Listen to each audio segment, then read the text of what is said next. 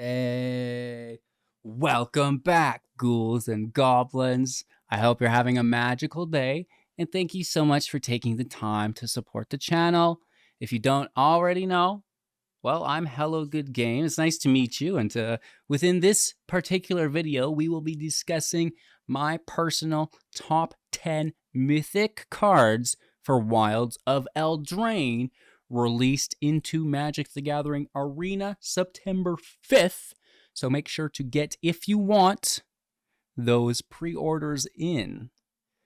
You know, today we'll be breaking down the Mythic cards like stated, but we do also have the commons, uncommons, and rares done in their respective videos available for you. So don't miss out on those if you've not seen them yet. And well, let's just get this party started, homie. First and foremost, and again, as a reminder, these cards are in no particular order. They're just my favorite cards from the set when compared against their, counterparts, as well as, what they'll be entering into within the new environment, right? So it's like comparing the cards against cards within the set themselves, as well as, cards in a similar, respect or card type, if you will, effect, value-wise. How does it stack up? So with that being said, first and foremost is the Virtue of Persistence for 5 mana.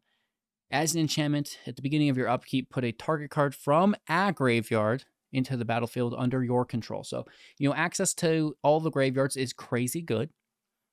7 mana, I don't really care. But like all of these new Virtue cards, they are high-valued enchantment adventures. So we'll gain, some low end to compensate for the ridiculous top end on the card. In this case, for 2 mana at sorcery speed, target creature gets -3/-3 until the end of turn, and you gain 2 life. That's great. Did someone say Gumdrop Poisoner? What? It's just in the distance. I can't get it out of my head.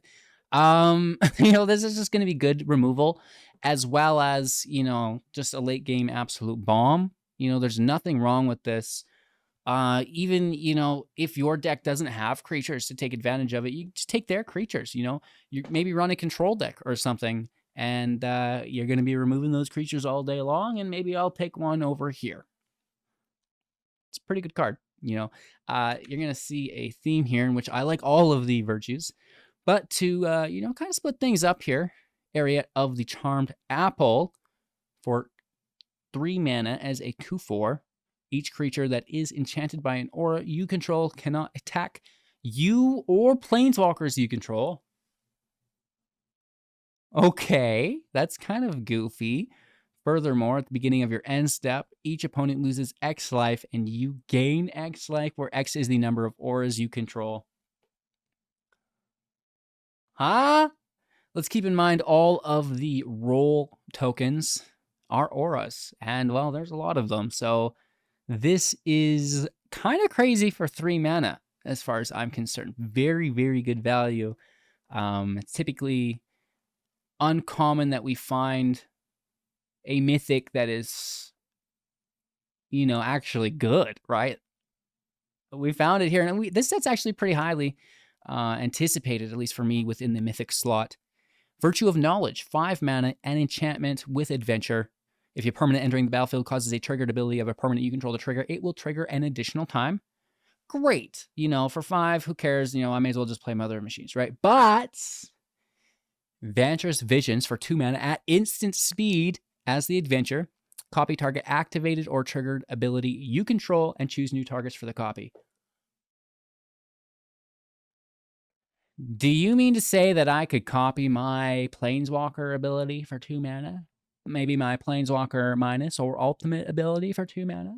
Oh, as well as anything else? You will have to control it so you're not countering or copying your opponent's things. But at the end of the day, I don't mind it. I think it's pretty good, right? Like, it goes in a specific spot and it has a specific, it's not very versatile, but it's just good to copy things for 2 at instant speed, isn't it? And then added mana value on the back end with doubling your ETBs.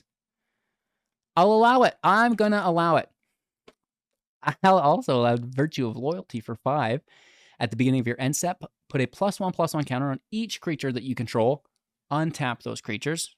Great. A little expensive, but all of these cards are. Ardenvale Fealty for 2 mana at instant speed as the adventure, creating a 2/2 with Vigilance token. That's pretty cool because it's at instant speed. Boom, surprise blocker, gotcha. Right, good value. Now it's got Vigilance and can block forever.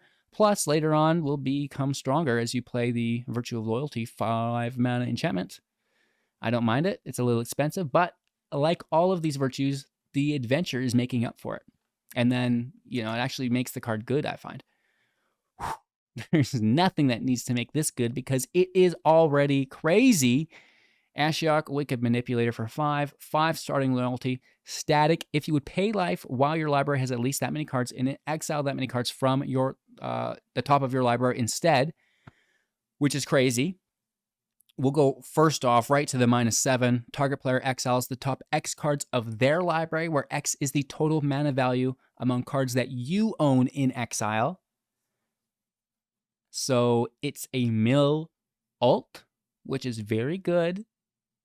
Furthermore, +1, look at the top 2 cards of your library, exile one of them, put one into your hand, or the other into your hand.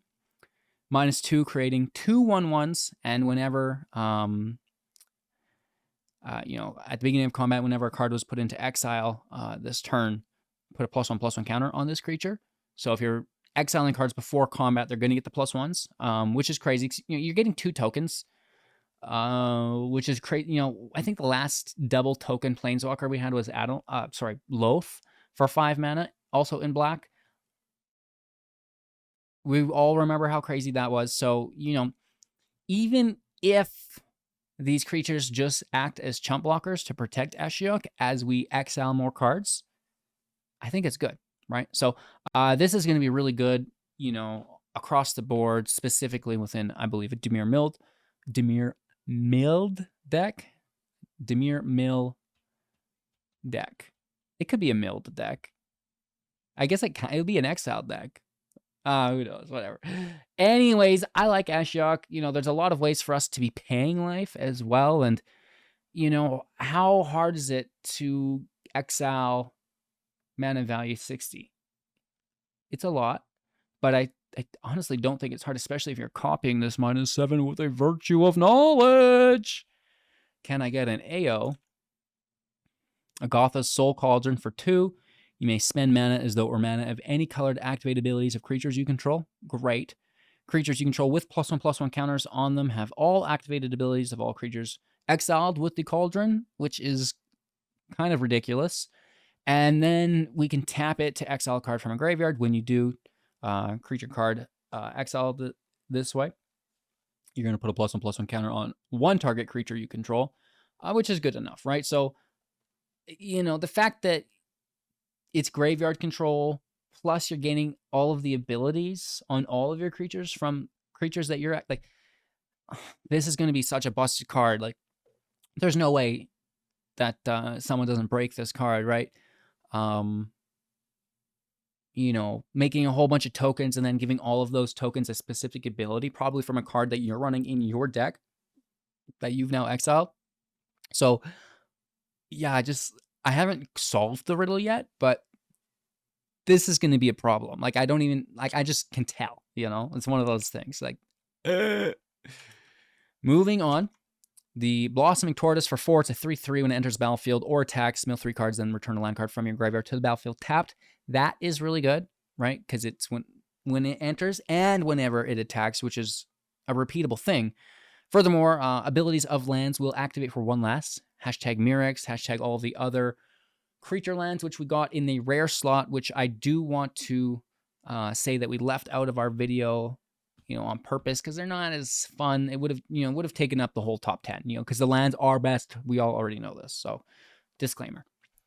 Land creatures you control get +1/+1. This is good for Ren. This is good for Awake in the Woods. It's just the tortoise is out here. It's a gym bro, like he's lifting, homie. It's a non-legendary. You can stack it and go crazy. You know, I just do not mind it. Base Seat, Sheoldred for 4 mana, Sorcerer Seed, bargain. Search your library for a card. If you bargained it and its mana value was 4 and less, put it into the battlefield. Yes, you heard that correctly. The battlefield.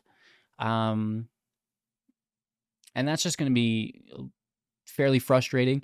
There's other 4-drops you can take, like the Obliterator, but you know, at the end of the day, I like it. You know, it's very, very, very powerful, right?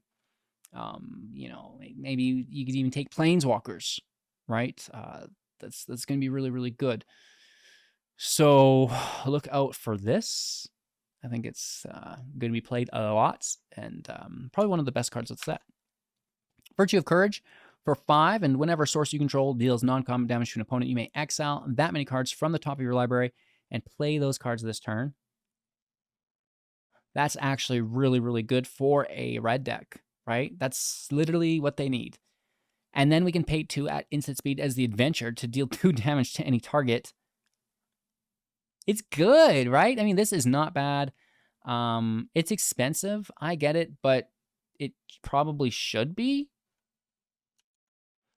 Speaking of expensive and probably should be, the Moonshaker Cavalry for 8 big ones as a 6/6 with flying. When it enters the battlefield, creatures, all of your creatures, will gain flying and get +X/+X until the end of turn, where X is the number of creatures you control. This is like a Crater Hoof Behemoth, but in white. You know, expensive until you free cast it. Looking at you, Rabble Rousing. Looking at you, Jetmir. So, you know, I do think that in the right deck, this is going to be crazy good. Of course, you know, in the white commander decks, you know, I'm sure they'll really appreciate this as well. But, you know, it's not to say that we can't utilize it, because it's a house. This is an absolute housey, if I've ever seen one, that's going to result in lethal, right? You get 5-6 creatures in play. You slam this, and, you know, all those creatures now get flying and can attack, and are going to all get, you know, +5/+5 or whatever. And, you know, there's no way that's not lethal, right? So I like it. I like it. And with that being said, we have all of my personal top 10 cards discussed.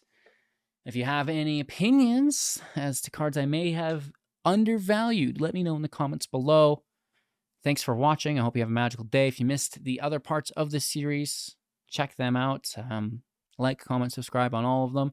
That really does help. And most importantly, have a magical day. And I'm looking forward to showcasing all of these cards for you on the early access event, the 31st and 1st, probably happening right now, as far as I know, because, you know, these videos take time to get out to you.